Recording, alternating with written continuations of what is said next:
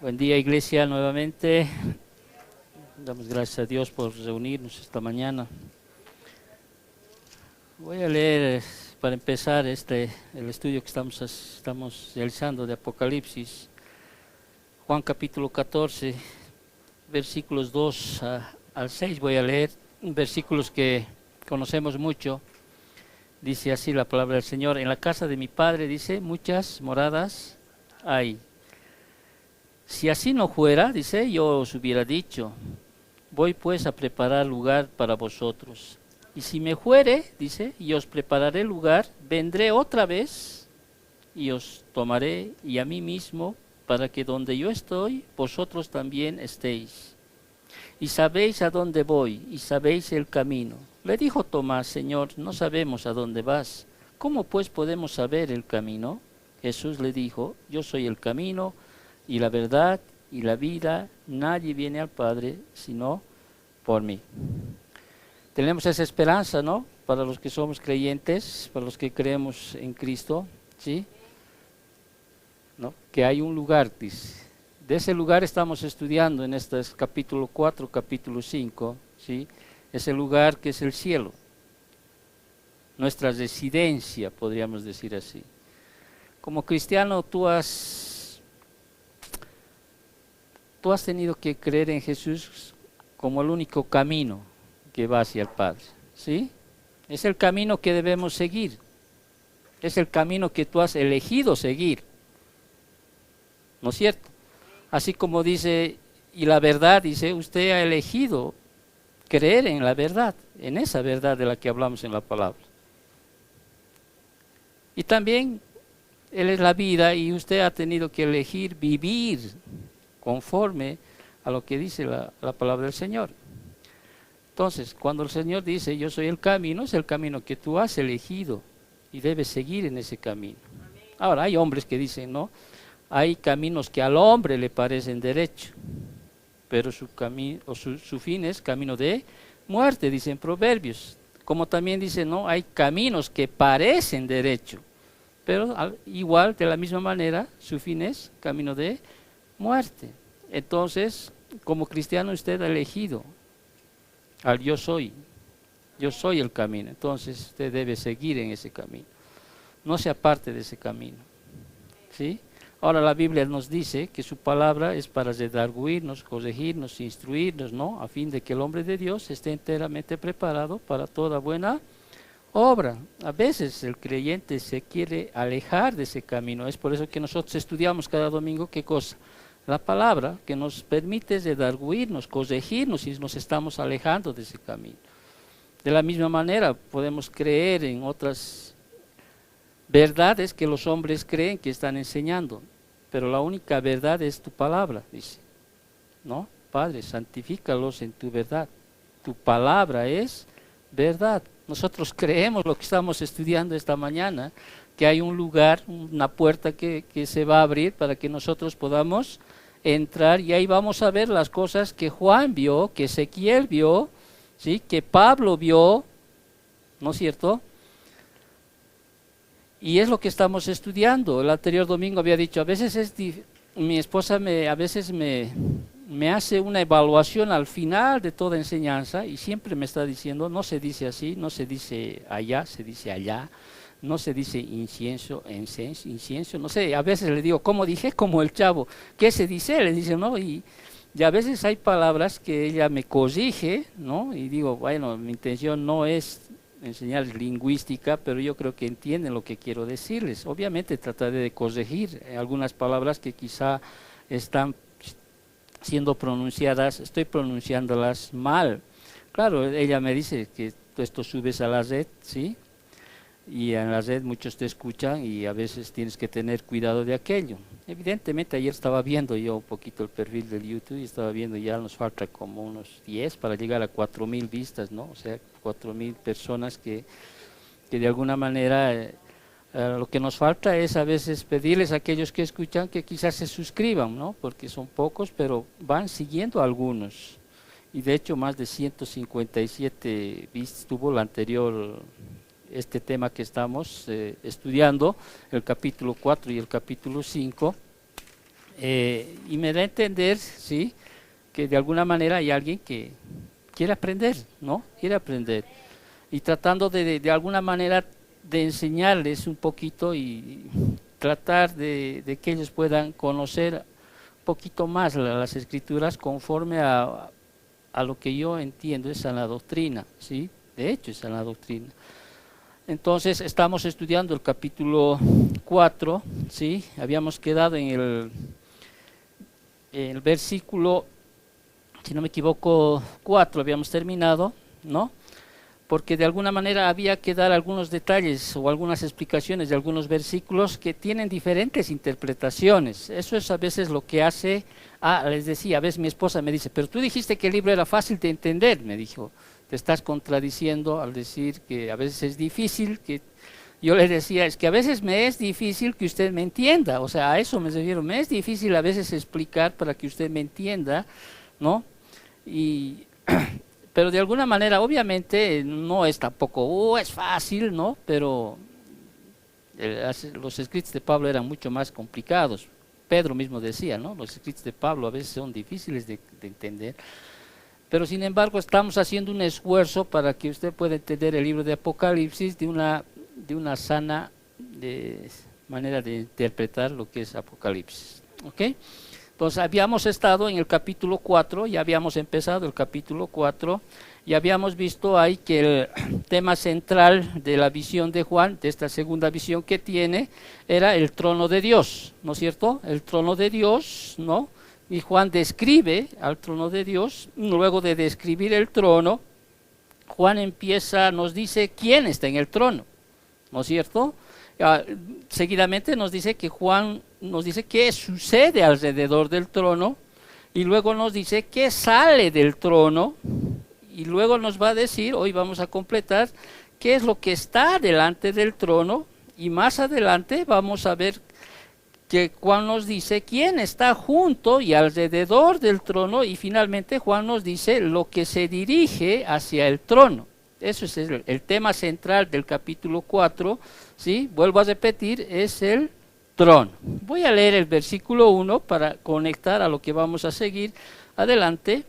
Y dice, después de esto miré, dice, ¿no es cierto? Y aquí, esa exclamación a lo que Juan vio, dice, una puerta abierta en el cielo. En Apocalipsis solamente se menciona dos puertas abiertas, ¿no? Una cuando entra Juan y otra cuando volvamos con el Señor. Sí. Y la primera voz que oí, como de trompeta hablando conmigo, dijo, sube acá y te mostraré las cosas que sucederán después de estas. Metatauta en griego, ¿sí? Que van a suceder después de estas. ¿De qué cosas? De las cosas que ya he escrito anteriormente, especialmente los mensajes de la iglesia. Y al instante, dice, yo estaba en el Espíritu, y aquí, dice, ya ahí empieza a detallar lo que Juan ve, lo que es lo esencial de este capítulo, es el trono. Dice, he aquí, dice, un trono establecido en el cielo, y en el trono uno sentado, dice, y el aspecto del que estaba sentado era semejante a piedra de jaspe y de cornalina, y había alrededor del trono un arco iris semejante en aspecto a la esmeralda. Habíamos dicho, ¿quién está en el trono? Escúcheme bien, por favor. ¿Quién está en el trono? Dios, triuno, ¿no? Triuno. Está el anciano de días, que habíamos leído la anterior semana, ¿no es cierto? Está el Hijo, que es aquel que está a la diestra del Padre, aquel que lo ve semejante, dice a qué. Ya hemos estudiado la anterior semana a jaspe y de cornalina, dos piedras preciosas que representan ¿a quién? A Cristo, ¿sí? Y más adelante vamos a ver que el Espíritu de Dios, o sea, el versículo más adelante, vamos a ver que dice que está ahí, delante del trono ardían 7 lámparas de fuego, las cuales son los 7 espíritus de Dios. ¿Quién está en el trono? Dios Padre, Dios Hijo, Dios Espíritu Santo, Dios, el triuno Dios, podríamos llamarlo así para que usted entienda, ¿no? Está ahí, los tres son uno, ¿ok? Entonces, y en el trono no sentado, dice, ya hemos leído, y el versículo 4 dice, y alrededor del trono había quienes 24 ancianos. Ya hemos establecido de las diferentes interpretaciones que muestran, los 24 ancianos para nosotros, ¿quiénes son? Representantes de la iglesia que han ido ¿a dónde? Que han subido al cielo. Son representantes de la iglesia. Hemos descartado nosotros, de alguna manera, que no son ángeles, tampoco son representantes del pueblo de Israel, que no son santos que salen de la tribulación, no es una combinación de Israel y la iglesia, ¿no es cierto? No son 12 o 2 representantes de cada tribu del pueblo de Israel, algunos incluso dicen que son los 12 apóstoles y 12 príncipes del pueblo de Israel. No, para nosotros hemos establecido que son los 24 ancianos, son representantes de la iglesia que ya ha sido trasladada al cielo, ¿sí? Eso es. Ahora, obviamente cuando tú a alguien te quiera explicar, puedes argumentar lo que ya habíamos estudiado la anterior semana. Entonces nosotros hemos entendido que estos 24, ¿por qué hemos determinado que estos 24 ancianos representantes de la iglesia son seres humanos, son de la iglesia? Y habíamos habíamos dicho que ¿por qué? Porque ellos nos muestran la alabanza que está, por la alabanza que está en sus labios, entendemos que ellos son representantes de la iglesia. ¿Qué alabanza? Y hemos leído el Apocalipsis 5, versículos del 8 al 10, voy a leer, y dice: y cuando hubo tomado el libro, los 4 seres vivientes y los 24 ancianos se postraron delante del Cordero. Todos tenían arpas y copas de oro llenas de incienso, que son las oraciones de los santos, y cantaban un nuevo cántico diciendo: digno eres de tomar el libro y de abrir sus sellos, porque tú fuiste inmolado y con tu sangre nos has, esta es la palabra clave, y con tu sangre nos has redimido. Los ángeles no han sido redimidos, ¿sí? Ellos han cantado. Con tu sangre nos han redimido. Entonces, estos 24 ancianos son representantes de la iglesia por 3 razones. Por la alabanza que está en sus labios, que estamos leyendo, ¿no es cierto? Y fíjate el versículo 10 para completar más. Y nos has hecho para nuestro Dios, ¿qué cosa? Reyes y sacerdotes, y reinaremos sobre la tierra. Hay muchos versículos en el Nuevo Testamento que dice que nosotros somos reyes y sacerdotes. Una segunda, podríamos decir, característica, ¿por qué sabemos que estos 24 ancianos son representantes de la iglesia que han subido o que han sido ya trasladados al cielo? Es por la ropa que llevan, ¿no es cierto? Porque las ropas que llevan, dice, hay promesas incluso en Apocalipsis, o hay más adelante, por ejemplo en Apocalipsis 19, versículos 7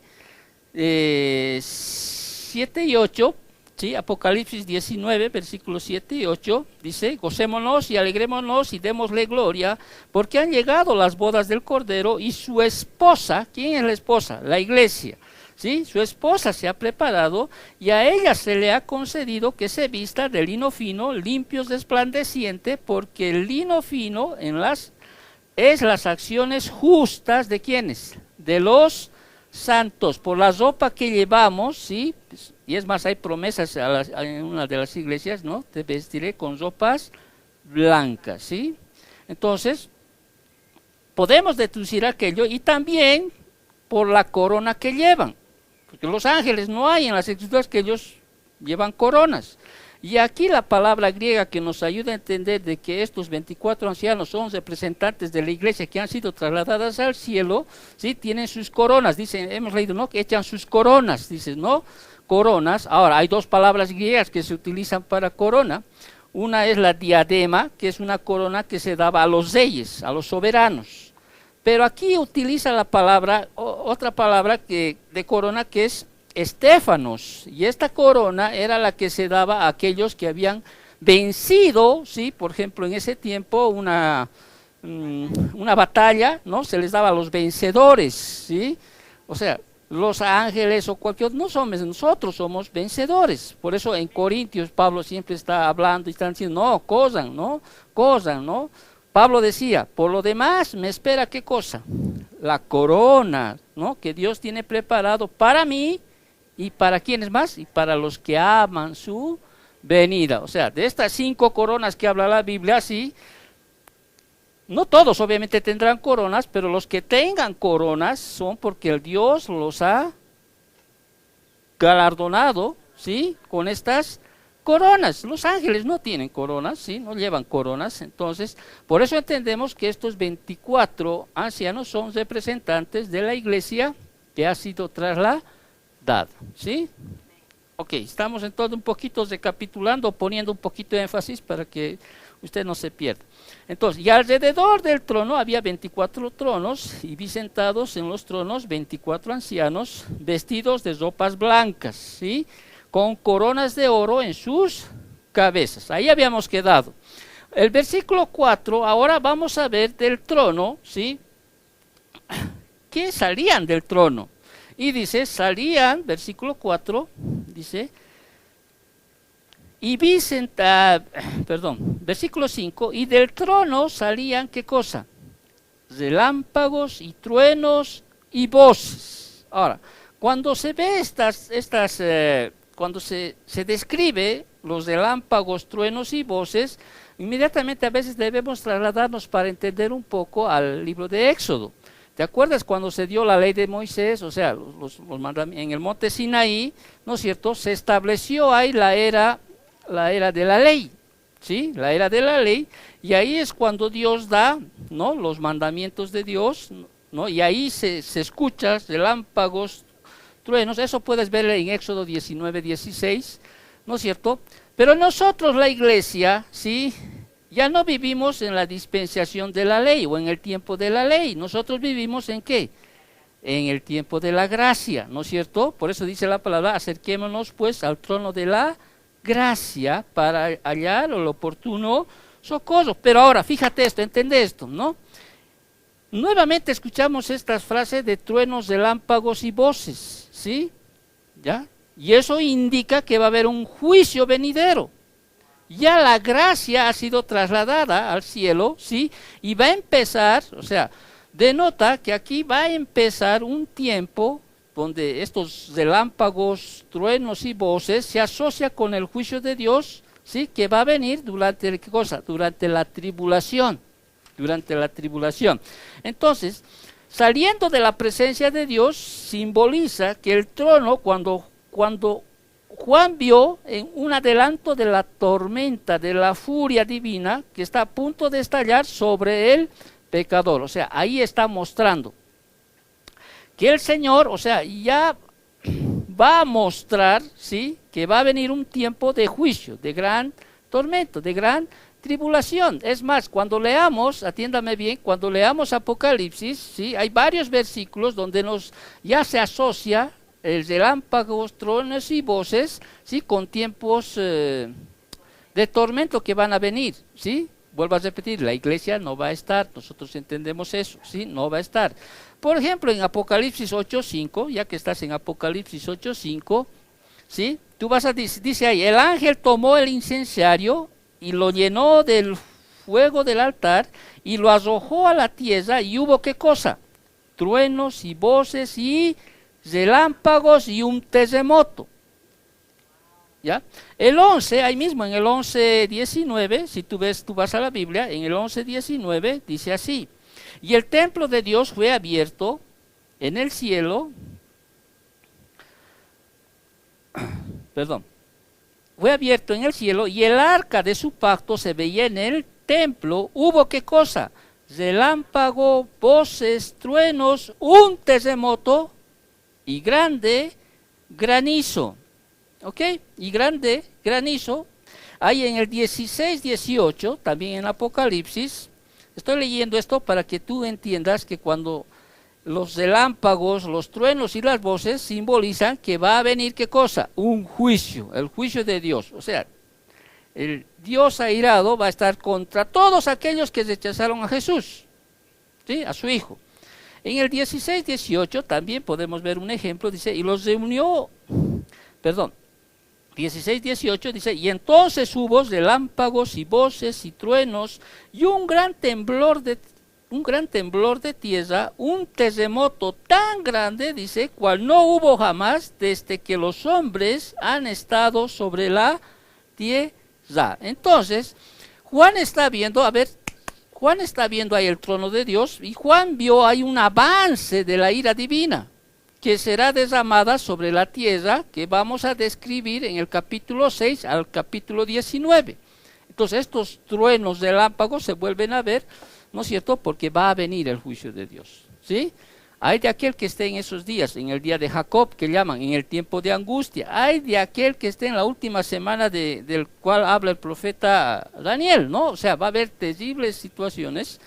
Entonces, lo que vemos aquí entonces, que la ira divina se va a manifestar sobre la tierra. Pero agradecemos a Dios, dice, como hemos leído en Juan 14, que donde yo voy, dice, ¿sí?, yo volveré, dice, y os tomaré, dice, ¿no?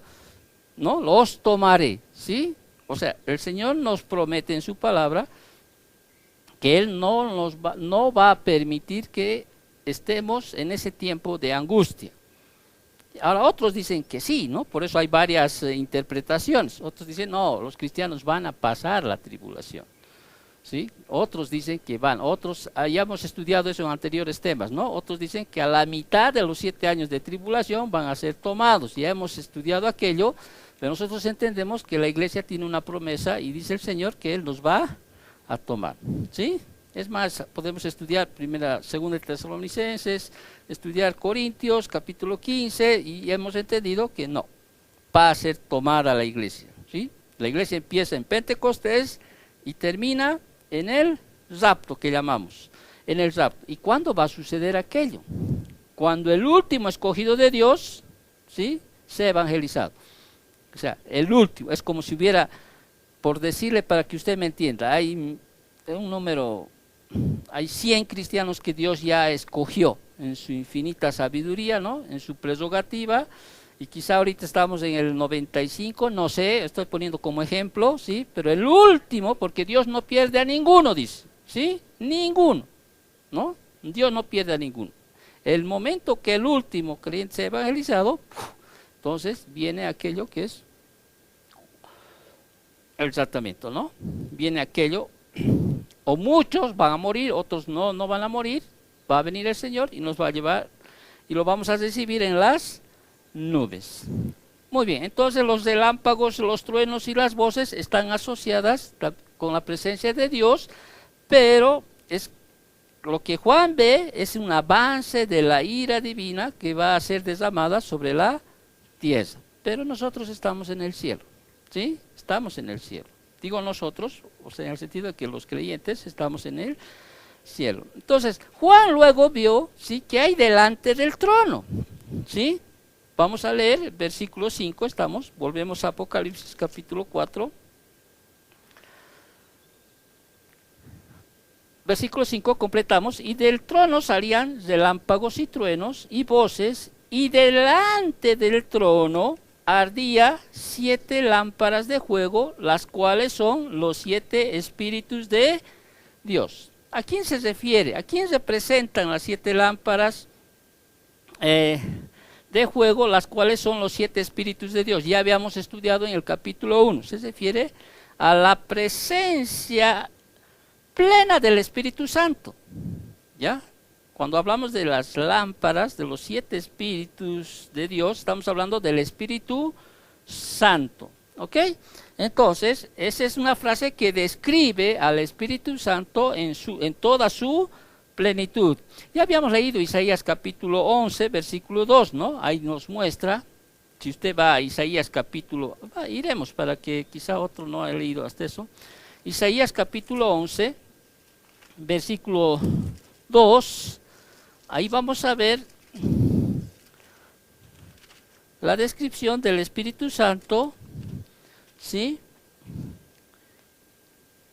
que habla de la sabiduría, de la comprensión, del consejo, de la fuerza, del conocimiento, de la reverencia, de la deidad. Dice así el versículo 2, y reposará sobre el Espíritu de Jehová, Espíritu de sabiduría, de inteligencia, Espíritu de consejo, de poder, Espíritu de conocimiento y de temor a Jehová. Aquí vemos la plenitud del Espíritu Santo. En Zacarías, por ejemplo, también en el versículo del 1 al 10, no lo voy a leer, en el capítulo 4, también está representado el Espíritu Santo, pero hace más énfasis en el contexto de su poder, de su poder. Por ejemplo, en Apocalipsis 1:4, el Espíritu Santo hace más énfasis, o sea, se refiere más a su gracia y a la paz que representa el Espíritu Santo. Pero aquí, en el versículo 4, muy académico a veces sueno, en el capítulo 4, versículo 5, está hablando más ya, está representando al Espíritu Santo como el juicio severo que va a venir, ¿sí? Recuerda, el Espíritu Santo ya fue tomado de la tierra. Ahora, no digo que no esté el Espíritu Santo, porque el Espíritu Santo también es omnipresente, pero ha sido tomado, ¿no? ¿Sí? Si hay algo que detiene la maldad todavía en este mundo es el Espíritu Santo, pero cuando sea tomado, porque ya está en el cielo, ¿sí? ¿No es cierto? Porque el Espíritu Santo está ¿dónde? En los cristianos. Dice que nosotros somos templo del Espíritu Santo. Templo implica, ¿qué cosa? La presencia de Dios, ¿sí? La presencia de Dios en nosotros está. Eso dice las Escrituras. Vosotros sois, ¿qué? Templo del Espíritu Santo. El Espíritu Santo va a ser tomado allá en el cielo, ¿sí? Y aquí se va a desatar el caos, ¿no es cierto? Ya el caos. Y como dice en Mateo 24, ¿no? Por haberse multiplicado la maldad, dice, el amor de muchos se enfriará. Y vamos a leer las cosas y vamos a estudiar más adelante, capítulo 6 al capítulo 19, las cosas terribles que van a suceder aquí en la tierra. ¿Ok? Entonces Juan ve, ¿no? Delante del trono que había 7 lámparas de fuego que representan aquí al Espíritu Santo en su plenitud, pero en este momento el Espíritu Santo está representando en ese juicio severo que va a venir, en ese juicio severo. Y también delante del trono Juan dice que ve como un mar de vidrio semejante al cristal. Ya. Pero aquí en esta expresión Juan, o sea, ese mar es metafórico, o sea, es metafórico, ya que allí no va a haber, en el cielo no hay ya más mar. ¿Okay? No hay más mar. ¿Dónde dice eso? Apocalipsis 21:1. ¿Qué dice?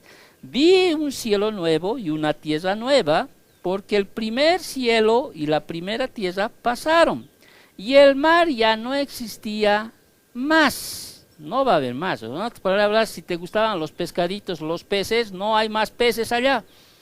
A no ser que haya peces que estén sobre la tierra, pero no hay más mar allá. Por eso dice el versículo 20, el versículo que estamos estudiando, el versículo 5 dice, el versículo 6, y delante del trono había como un mar de vidrio, como un mar, no es que era un mar, como un mar de vidrio semejante al cristal. Ahora, no estamos hablando del cristal que nosotros conocemos, porque cuando se habla del cielo y estudiamos en el capítulo 21, ¿sí? Vemos ahí las calles de oro, piedras preciosas, ¿no? Estamos hablando como ese resplandor que hay, pero ¿por qué está ahí el mar? Ahí alrededor del trono. Implica una separación, ¿entiendes? Una separación que está ahí, ¿no? Una separación entre las demás criaturas que están alrededor, ¿ya? Los seres vivientes, ¿no? Como una separación, ¿sí?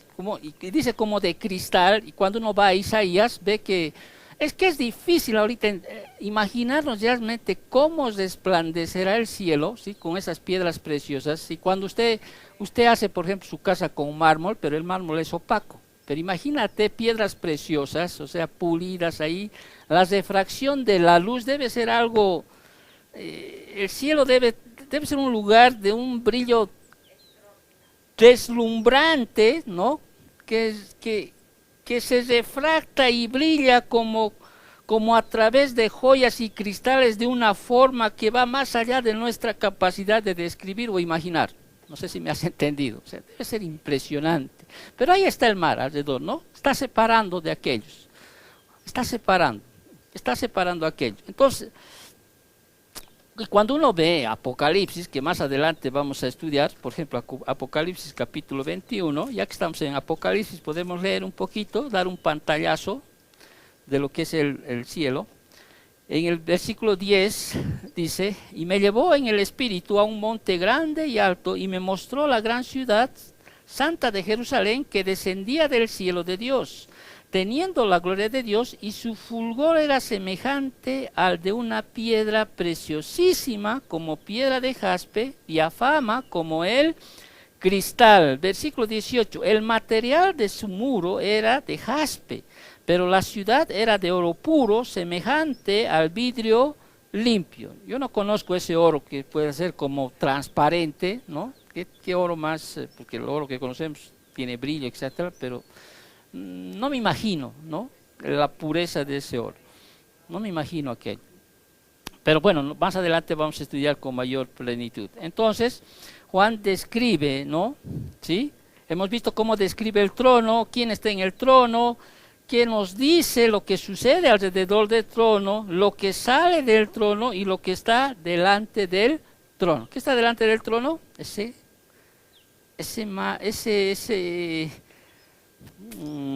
¿Cómo podríamos llamar? Ese mar de cristal, ¿no?, que está indicando la separación entre los demás cristianos, ángeles y Dios. Ahí está. No podría describirlo ni dibujarlo, ¿sí? Mi imaginación no es tan grande como para poder describir el resplandor que habrá, que tendrá ese lugar o hay en ese lugar. Entonces, y luego Juan, ¿sí?, y ahí viene lo difícil de explicar, ¿sí?, ve junto y alrededor del trono, ¿qué ve?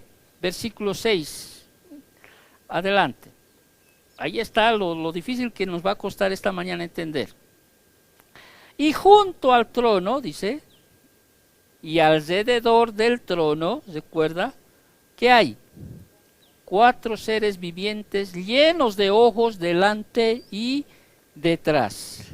Caramba, es tan 4 seres vivientes llenos de ojos delante y detrás. Algunas traducciones dicen 4 bestias, otras dicen 4 animales. No, aquí la palabra soa, o sea, la palabra sao, que significa vivir, son seres vivientes, simplemente son seres vivientes.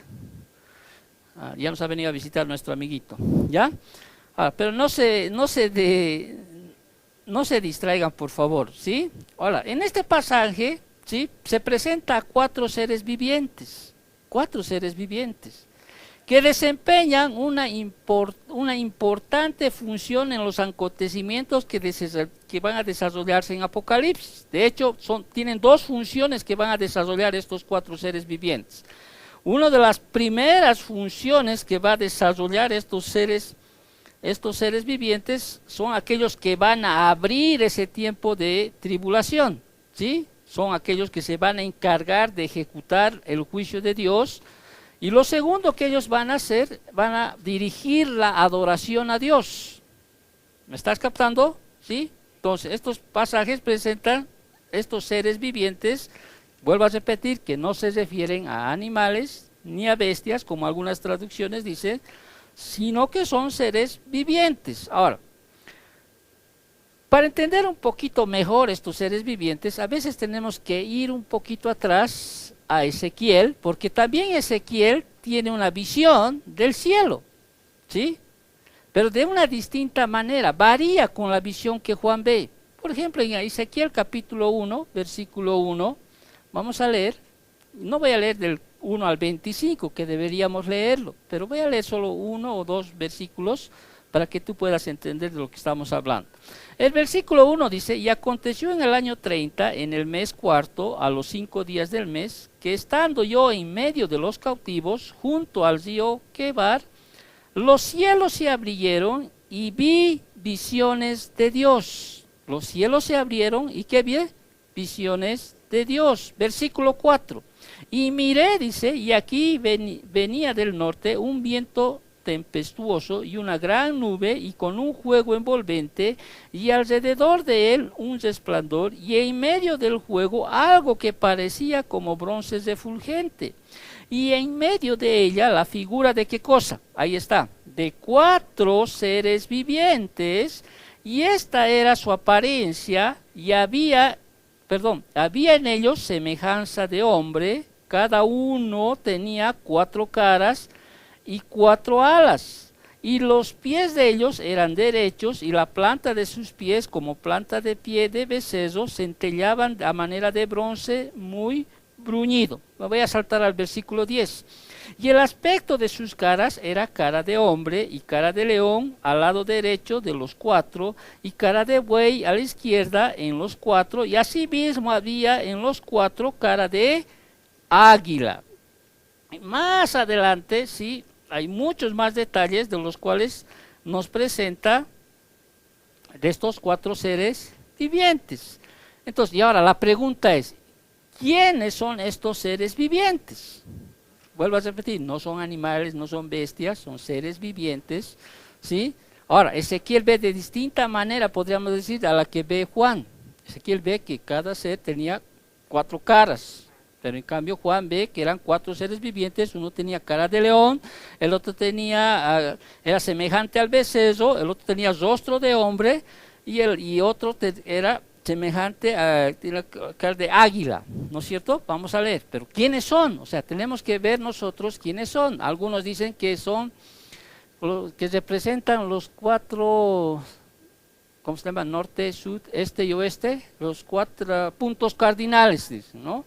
Otros nos hacen más énfasis en que representan a los 4 evangelios que tenemos en la Escritura, ¿no? Al evangelio de Mateo, ¿sí?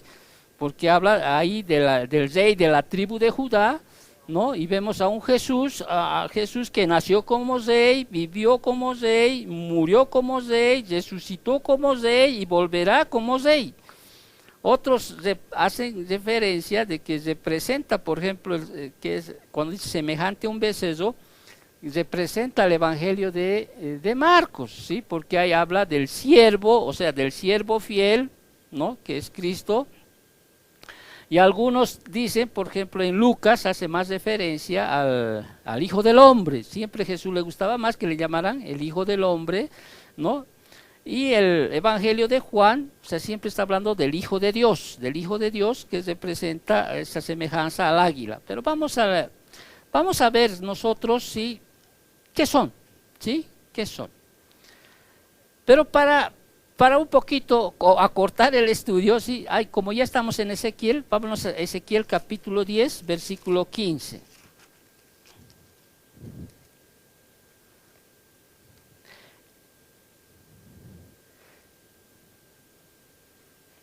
Aquí Ezequiel tiene otra distinta manera de ver a estos 4, no distinta, sino ve otras cosas que Juan no ve. Aquí, por ejemplo, Ezequiel hace ver a estos 4 seres vivientes como una máquina de guerra divina.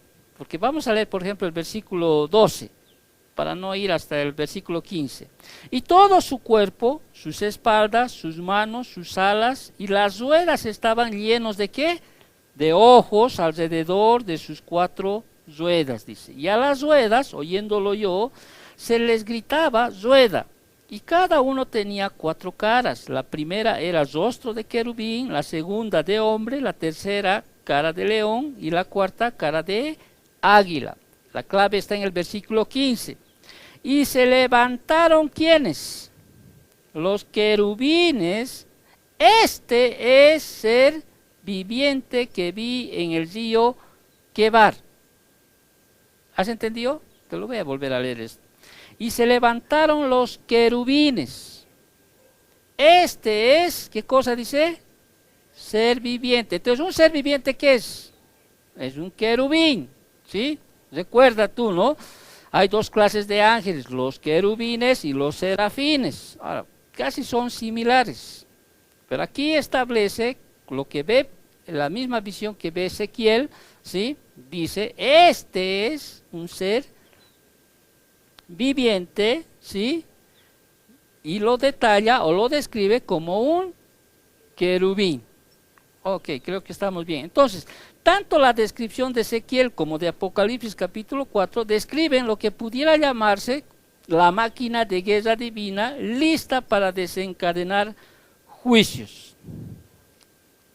Entonces, así que los 4 seres vivientes son, ¿qué cosa? Repito, querubines, un orden exaltado de ángeles que se asocian a menudo en las escrituras con el santo poder de Dios. Cuando uno lee, por ejemplo, Mateo, más adelante los evangelios, dice que Dios va a mandar que ángeles, ¿no? ¿Sí? Ángeles que van a separar trigo, cizaña, y son aquellos que realmente van a intervenir en el juicio que va a venir. Ya que estamos en Apocalipsis, yo sé que a veces el estudio es a veces muy académico, pero va a ayudar a muchos que estudian. Por ejemplo, en el capítulo 6, donde ya empieza la tribulación, ahí en Apocalipsis capítulo 6, ya empieza la tribulación. Fíjate quiénes intervienen para ese tiempo. Vi cuando el Cordero abrió uno de los sellos y oí a uno de los que,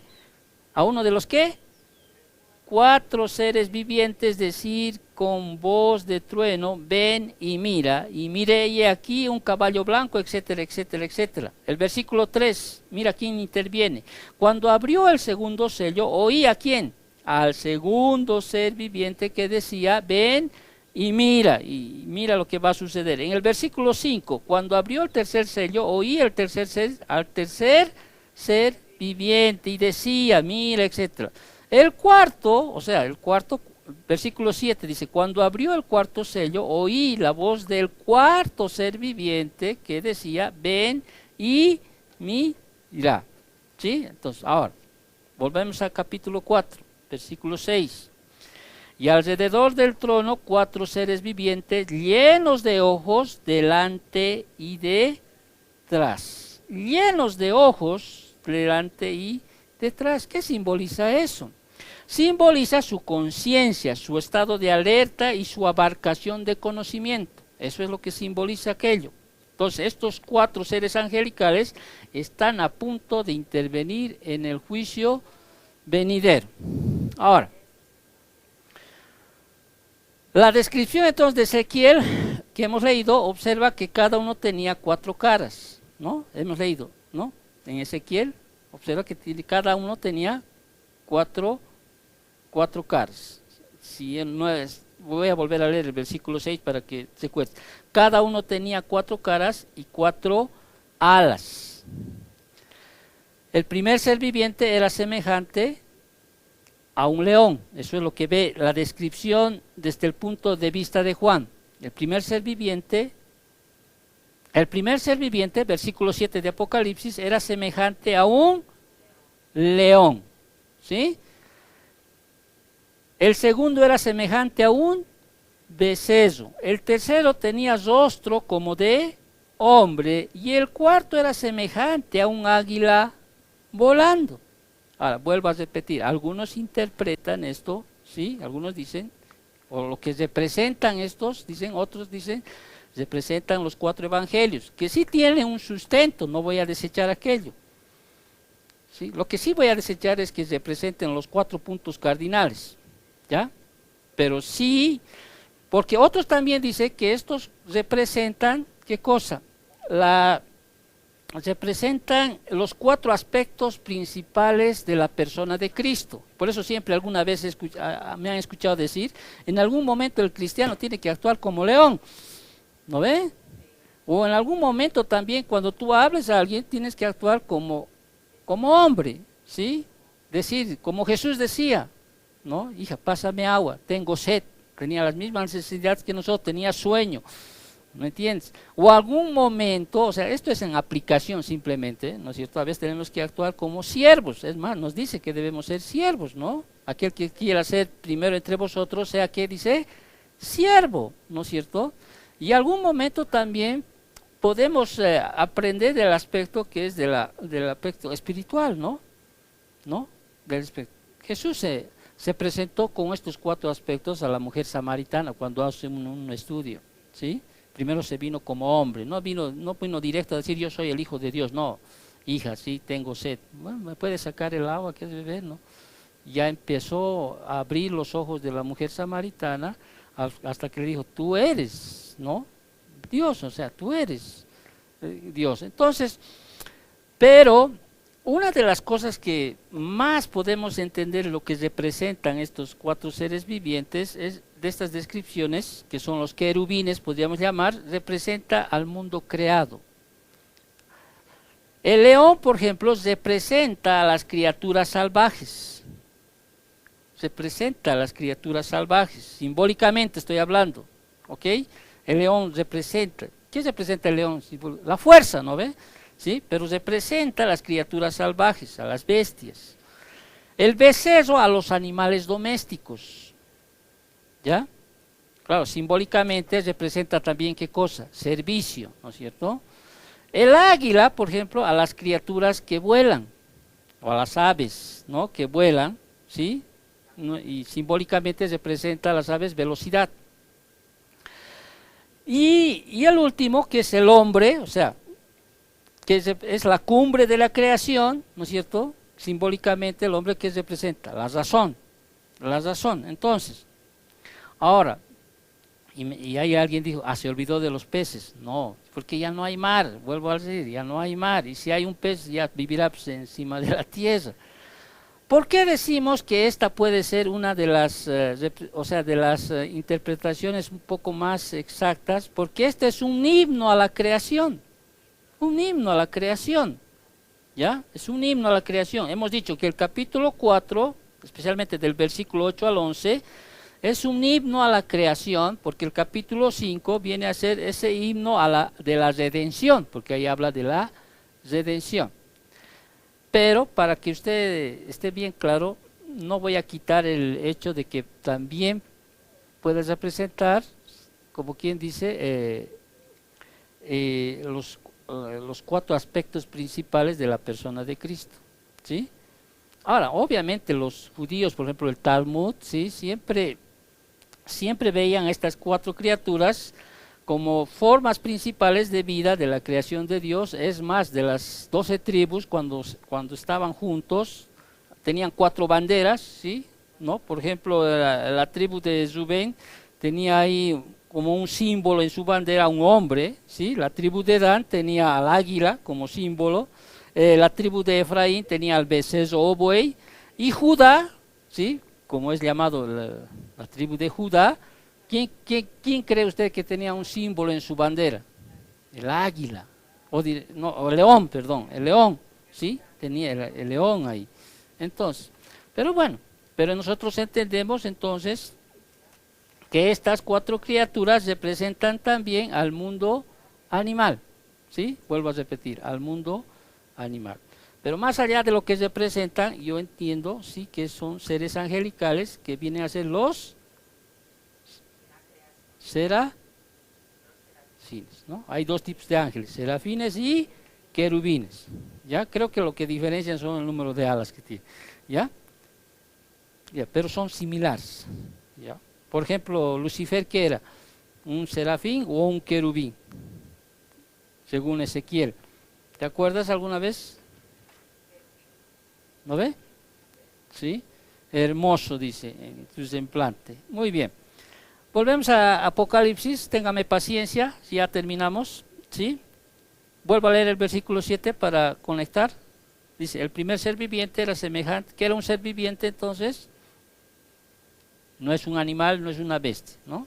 Podríamos entender que es un ser, un ángel, ¿no? Dentro de esta categoría de ángeles son serafines, ¿ya? Semejante, dice, el primer ser viviente era semejante a un león, el segundo semejante a un becerro, el tercero tenía rostro como de hombre, y el cuarto era semejante a un águila volando, ¿sí? Y los cuatro seres vivientes tenían cada uno, ¿cuántas alas? 6 alas, dice, 6 alas. Ahora, en Isaías 2 nos dicen cómo utilizaban las alas. En Isaías 2 dice que 2 utilizaban para cubrirse sus pies, ¿ya? Porque estaban en terreno santo y tenían que cubrirse los pies.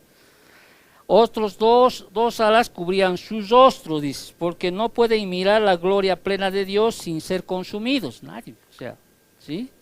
Y las otras 2 utilizaban ¿para qué? Para moverse, para volar. Eso nos describe en Isaías capítulo 6, versículo 2.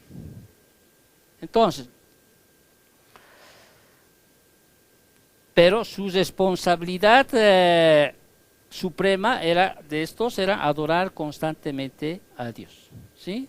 Tenían dos responsabilidades que iban a cumplir estos cuatro seres vivientes, que cumplen, ¿no? Empezar a abrir lo que es activar la ira de Dios, ¿no? Los juicios que iban a venir.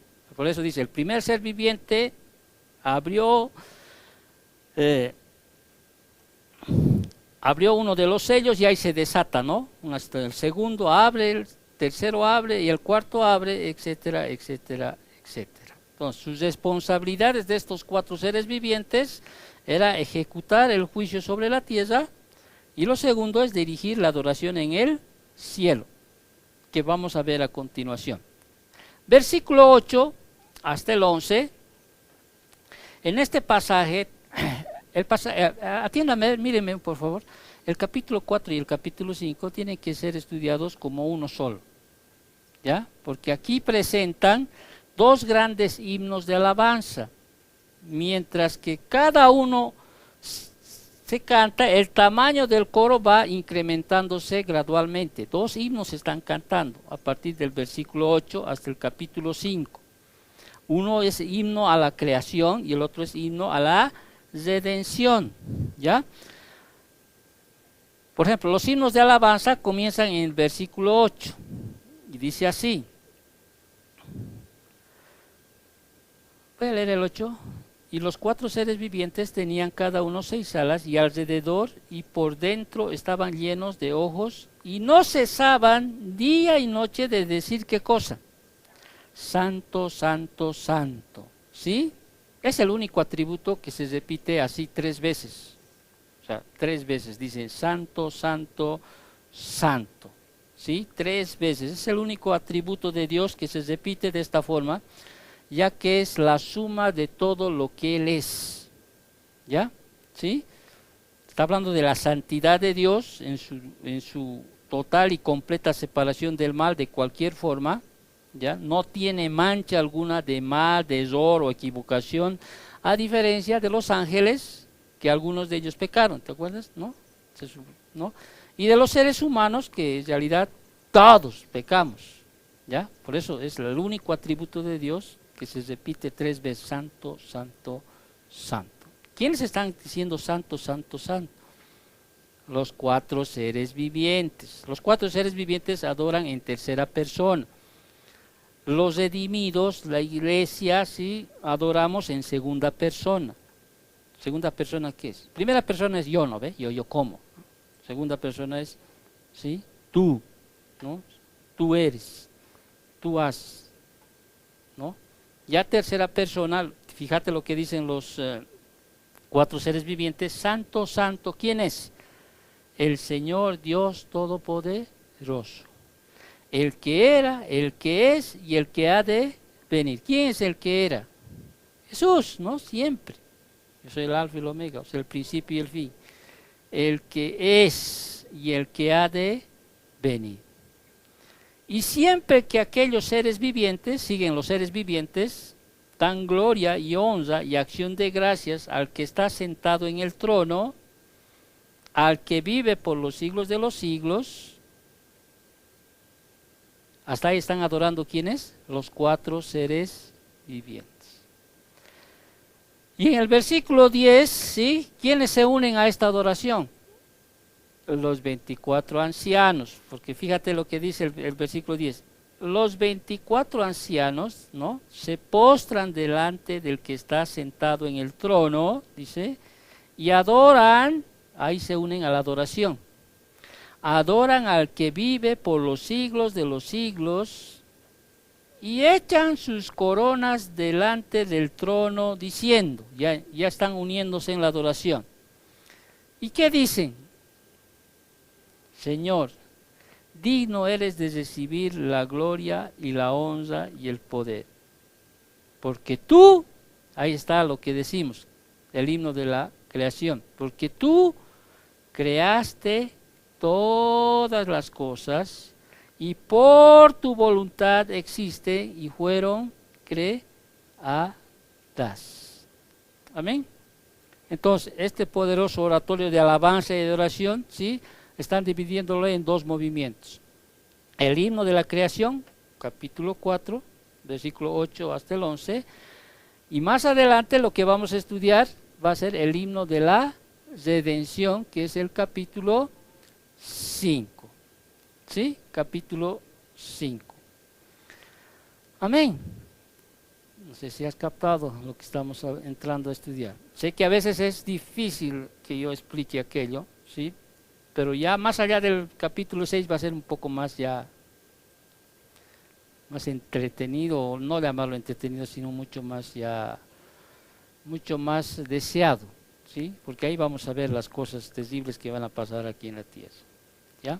Ahí vamos a ver. Ahorita estamos viendo un vistazo en el cielo, ¿sí? Todo lo que está sucediendo en el trono, delante del trono, alrededor del trono, ¿no? Quiénes están en el trono, ¿sí?